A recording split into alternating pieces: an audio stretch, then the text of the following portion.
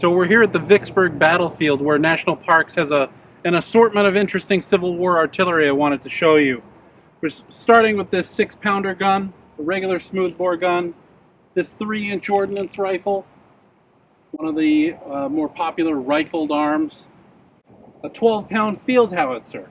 And you'll notice at the back of these two, there's a little bracket, and that's to hold a pendulum sight.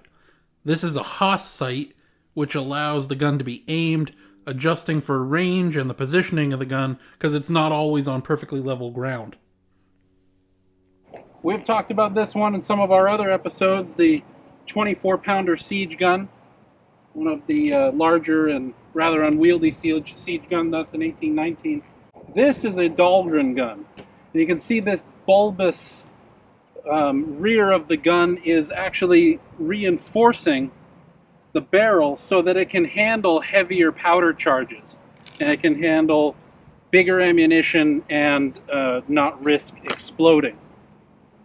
This was designed by Captain Dahlgren and was very popular on most naval ships in the Federal Navy.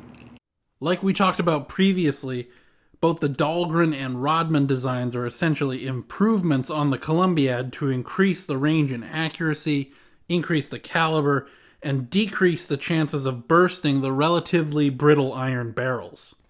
And there were a number of cases where barrels burst during the war. In fact, even with the Dahlgren design, many were fearful of bursting their guns. That's one of the leading reasons why Monitor wasn't able to puncture Virginia's armor in the first engagement at Hampton Roads, because they were using relatively light powder charges to not risk that bursting.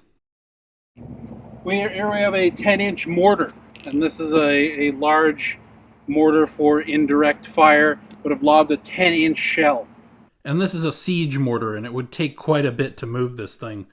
There were larger mortars, Seacoast mortars, and the Dictator, of course. And there were significantly smaller mortars called Coehorn mortars. In the 17th century, Dutch General Menno the Baron van Coehorn designed a mortar that could be transported by a small crew rather than a full team, so it was easily maneuverable. Here we have a Columbiad. We saw one of these at Fort Donelson, and this is a Rodman gun. This would have also fired a 10-inch shell. Here's a Navy Brook rifle, a 32-pounder that was rifled. And again, you see to handle the larger charges, there would have been this bulbous reinforcement at the back. And this really is quite a cannon. It being rifled means its range and accuracy are significantly greater than their smoothbore contemporaries. Just for an example, this 32-pounder Seacoast gun can fire solid shot about 1,900 yards. That 10-inch Columbiad fires its 100-pound shell about 4,800 yards. And then this Brook rifle, nearly 8,000 yards, in excess of 4 miles. And a great many of these larger rifled guns played key roles in the war, both defensively and offensively.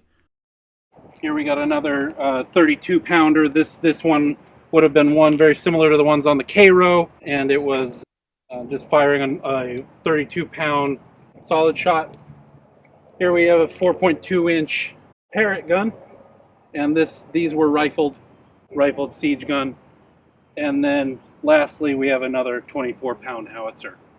So that's a interesting assortment of rifled and smooth and indirect Civil War artillery here at Vicksburg.